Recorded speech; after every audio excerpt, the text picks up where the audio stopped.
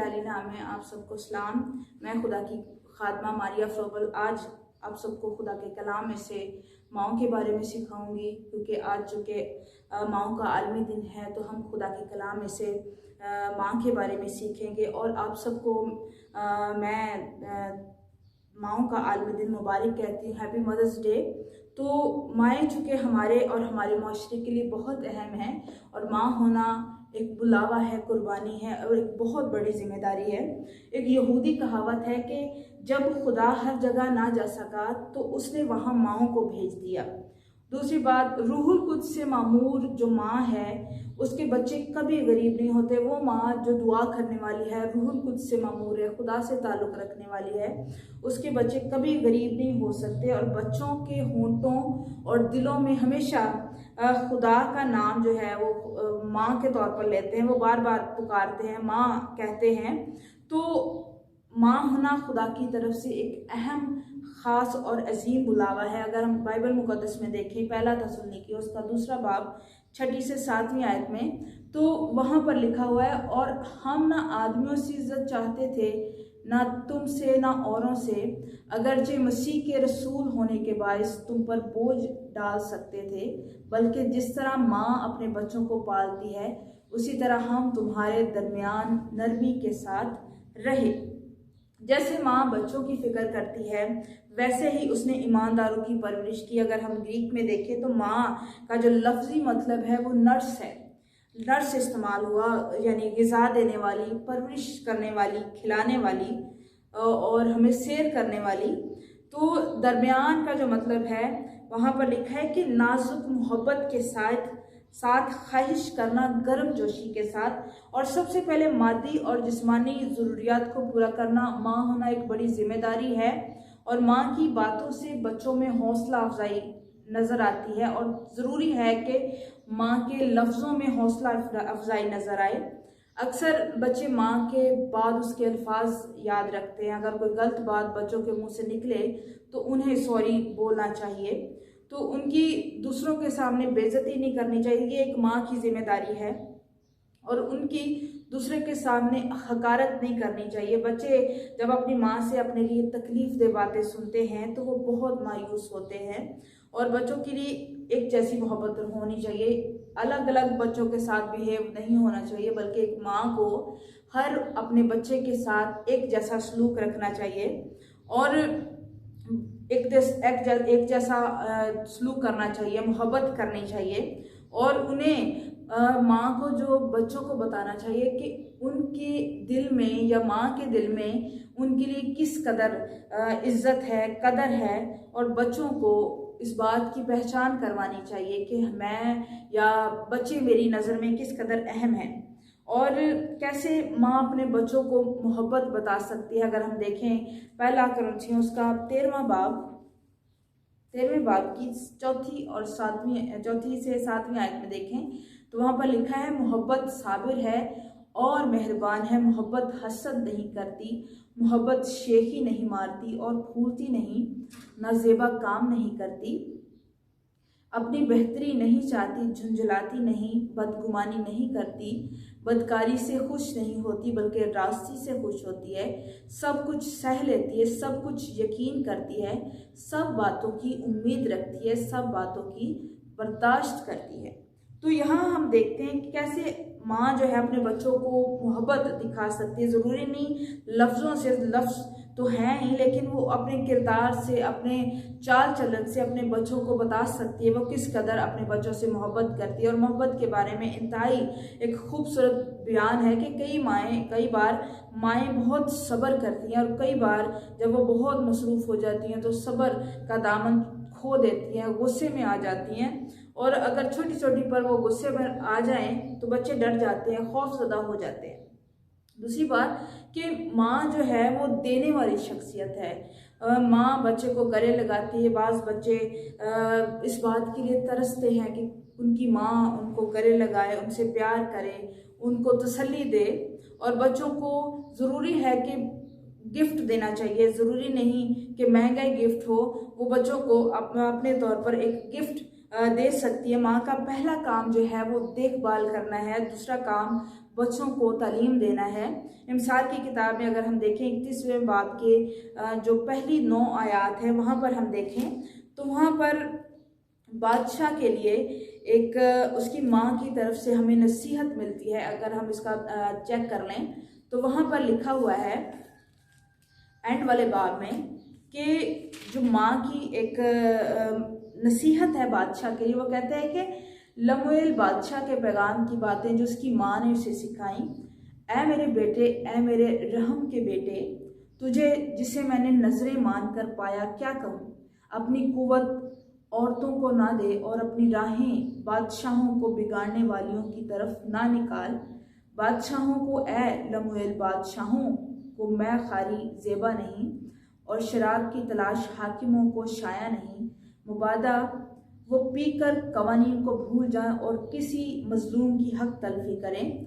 शराब उसको पिलाओ जो मरने पर है और मैं उसको जो तल्ख जान है,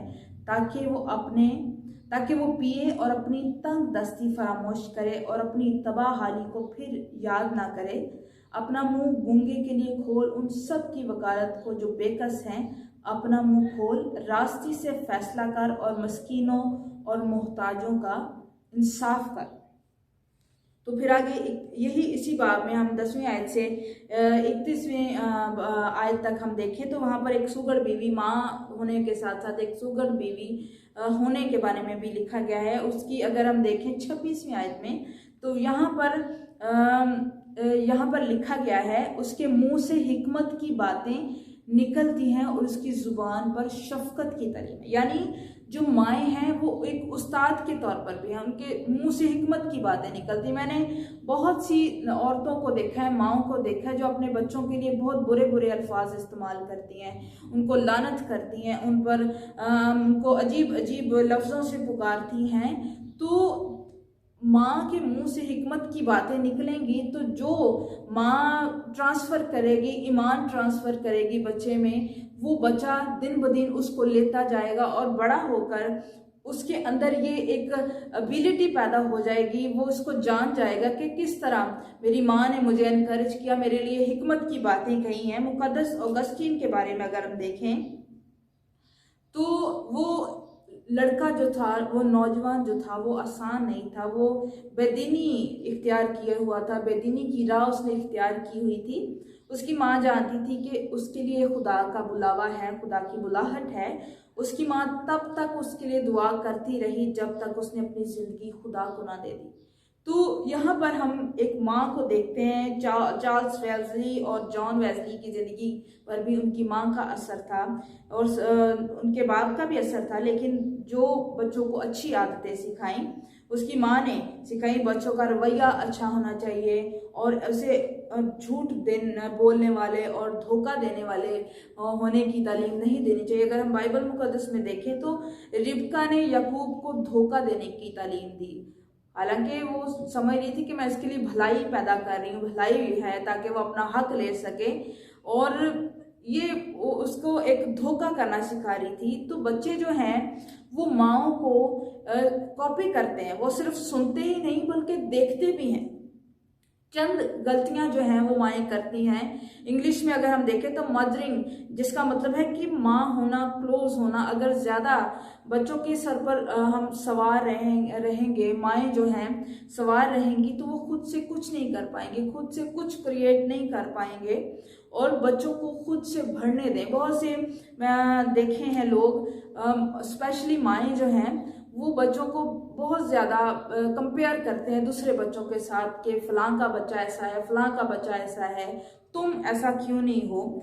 तो ज़रूरी है कि माएँ जो हैं वो बच्चों को एनकरेज करें, बच्चों को देखें, बच्चों को उनकी जो अंदर खुदा ने क्वालिटी रखी है उसको डिस्कवर करें, उसको देखें कि इसके अंदर वो क्या कर सकता है, वो क्या चाहता है बच्चा, तो उसी के मुताबिक उसकी परवरिश करें ताकि वो बड़ा होकर उस बात को लेते हुए वो ज़िंदगी में तरक्की कर सके। और ज़रूरी है कि बच्चों को खुद से बड़ा होने की तालीम दें उसके अलावा अपने बातों से, चाल चलन से उसको ये एहसास दिलाएं कि वो बड़ा हो चुका है, उसको खुद से अपनी ज़िंदगी के फैसले करने चाहिए। जब बच्चों की शादियां हो रही होती हैं तब वो अपनी माँओं पर ज़्यादा भरोसा करते हैं। और ज़रूरी है कि बच्चों को खुद से बड़ा होने दें ताकि वो अपनी ज़िंदगी में मुख्तलिफ जो फैसले हैं, क्योंकि ज़िंदगी में आगे उन्होंने बढ़ना है, कपल के तौर पर उन्होंने बढ़ना है, तो आगे उन्होंने माँ बाप बनना है, तो ज़रूरी है कि वो खुद से इन फैसलों को करें, ज़िंदगी के फैसलों को करें। अगर हम देखें तो उकाब का जो बच्चा है जब वो बड़ा होता है तो उसकी माँ उसे घोंसले से नीचे फेंकती ताकि वो खुद से उड़ सके, खुद से वो अपने पर मार सके, अपनी ज़िंदगी गुजार सके। और ज़रूरी है कि हम बच्चों को ज़रूरत से ज़्यादा उनकी फ़िक्र ना करें, और क्योंकि जब हम ज़्यादा फिक्र करते हैं, ज़्यादा उनको तरजीह देते हैं, ज़्यादा हम मतलब उनके सर पर सवार रहते हैं, तो इसका मतलब ये है कि हम बच्चों पर हुकूमत कर रहे हैं। बच्चों को मौका दें कि वो अपनी ज़िंदगी में अपने फैसले कर सकें, उन्हें पता चल सके कि उनके अंदर टैलेंट क्या है, खुद भी डिस्कवर करें कि उनके पास जो टैलेंट है उसके मुताबिक वो किस तरह ज़िंदगी गुजार सकते हैं। और बच्चों के साथ एक जैसा बर्ताव करना ज़रूरी है ताकि बच्चे एक तरह से एक टाइम में वो बढ़ सकें और एक दूसरे को चेक कर सकें, क्योंकि जब हम कंपेयर करेंगे तो फिर ये उनके लिए नुकसान है। बच्चा कभी आगे नहीं बढ़ सकता और वो हमेशा डिस्करेज होगा। उसके लिए ज़रूरी है कि माँ जो है वो बच्चों को ज़्यादा अच्छे तरीके से ट्रीट करे जिस तरह ज़रूरी है। और खुदा का कलाम जो है वो हमें सिखाता है, ये सारी बातें सिखाता है, क्योंकि खुदा का कलाम मुख्तलिफ बातें जो इंसान की ज़िंदगी से वाबस्ता हैं, रूहानी, जिस्मानी, इसके बारे में हमें तालीम देता है। और याद रखें कि बच्चों पर जो पहला हक है वो खुदा का है। बाइबल में लिखा है कि ये जान मेरी है। सबसे पहले खुदा ने उन्हें पैदा किया है और वो खुदा के लिए हैं, और खुदा को मौका दें कि वो खुदा पर भरोसा कर सकें। कई दफ़ा बल्कि कई बार माएँ जो हैं वो अपने बच्चों को हद से ज़्यादा पुश करती हैं और उनमें कोई कमी ना हो, ये बातें उनके जहन में होती है कि हमारा बच्चा परफेक्ट हो, और उस पर बहुत ज़्यादा दबाव डालती हैं। कई बार तो बच्चे इसी टेंशन में आगे नहीं बढ़ पाते और खुदकुशी तक कर लेते हैं, अपने आप को मार लेते हैं। अगर वो मारते नहीं तो वो मेंटली तौर पर, जिस्मानी तौर पर, जहनी तौर पर वो अपने आप को टॉर्चर करते हैं कि मैं तो अच्छा नहीं हूँ क्योंकि मैं कामयाब नहीं हूँ, मैं दूसरों से अच्छा नहीं हूँ। तो ये बातें जो हैं वो घर से बच्चे को मिलती हैं। अगर घर से माँ जो है, क्योंकि ज़्यादा टाइम जो है वो बच्चे का माँ के साथ गुजरता है, तो ज़रूरी है कि माँ उसको एहसास दिलाए कि हाँ, इस बार अगर नंबर कम आया है, इस बार तुम्हें कामयाबी हासिल नहीं हुई, कम है, पीछे रह गए हो, तो ज़रूरी है कि चलो अच्छा है, आहिस्ता आहिस्ता आगे बढ़ोगे, हौसला अफजाई करें ताकि बच्चे हैं जो अपनी एक स्पीड के साथ बढ़ सकें, अपने अपने स्टाइल से वो चल सकें। और ज़रूरी है कि बच्चों को नज़रअंदाज ना किया जाए, उनकी बातों को सुने। और ज़रूरी है कि बच्चे जो हैं वो इसी माहौल में परवान चढ़ें ताकि बच्चे आगे तरक्की कर सकें। अगर हम बाइबल मुक़द्दस में देखें, माँ के बारे में एक हमें मिसाल नज़र आती है रिस्पा के बारे में। ये एक ऐसी माँ जो हर सूरत हाल में पर गालिब आने वाली माँ उसे कहा जा सकता है। रिस्पा का मतलब है दहकता हुआ कोयला। दूसरा समूएल उसकी 21वें बाब की 10वीं आयत में अगर हम देखें तो इस हवाले को पूरे को, तो ये एक चीज़ की तरह थी और इसको कभी इज्जत नहीं मिली थी, ये रद्द की गई औरत थी। आज अगर ख़वातीन को देखें तो उनको भी इज्जत नहीं मिलती। वही कीमत जो आदम के लिए अदा की गई है वही उस औरत के लिए भी अदा की गई है।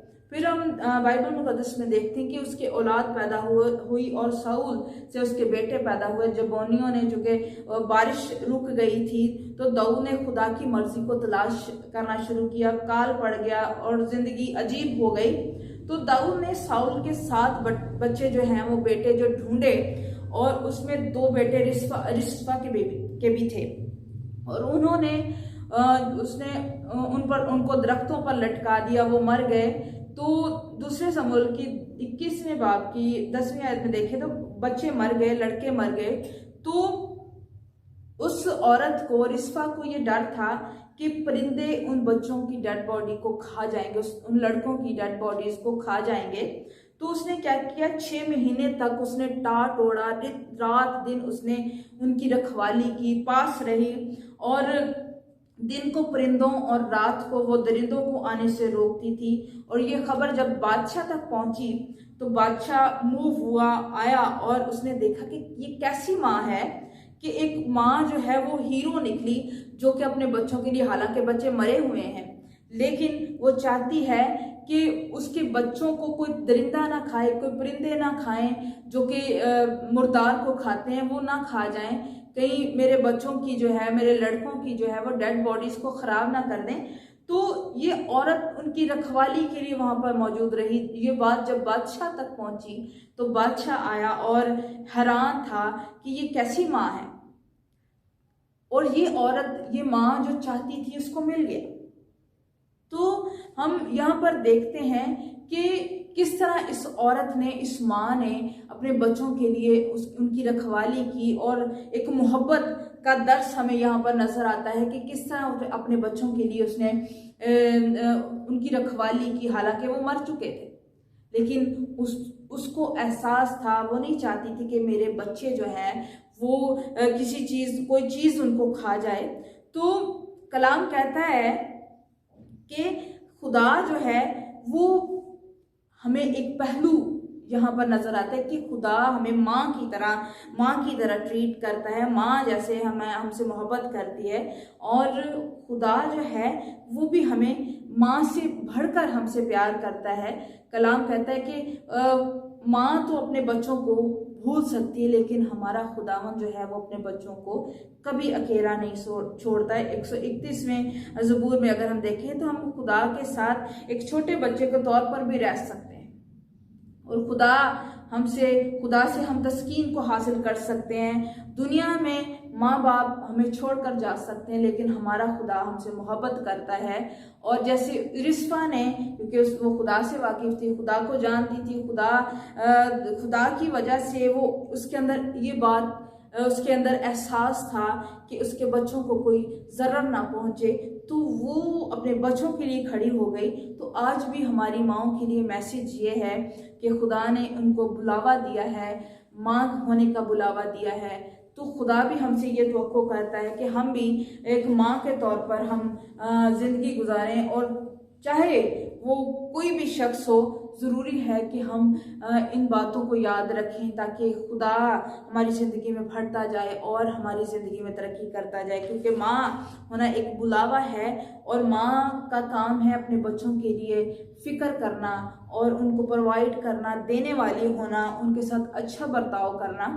तो खुदा ये हमसे ये तवक्को करता है, क्योंकि खुदा जो है वो किसी का तरफदार नहीं है। तो ज़रूरत है कि माएँ भी किसी की तरफदार ना हो, बल्कि इक्वल मोहब्बत रखें, अपने बच्चों के साथ एक जैसा बर्ताव करें, एक जैसा उनको माहौल दें, ताकि बच्चे उस माहौल में परवान चढ़ें, ताकि वो खुदा को भी जान सकें। क्योंकि अगर माँ, क्योंकि मोहब्बत कहा गया है, और माँ को बाप, खुदा के साथ, खुदा बाप के साथ भी हम रिलेट करते हैं।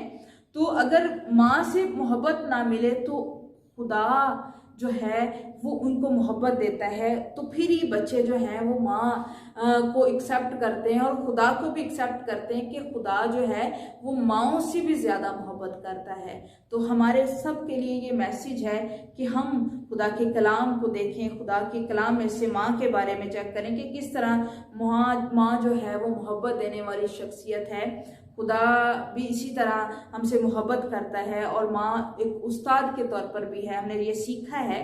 तो ज़रूरी है कि माएँ जो हैं अपने मुंह से हिकमत की बातों को निकालें, और उनकी बात, जो ज़ुबान है, उन पर शफ़क़त की तालीम हो, क्योंकि तब ही बच्चे जो हैं वो अच्छे माहौल में रहेंगे, परवरिश पाएंगे और खुदा को जानेंगे, ताकि खुदा जो है उनकी ज़िंदगी में बढ़ता जाए।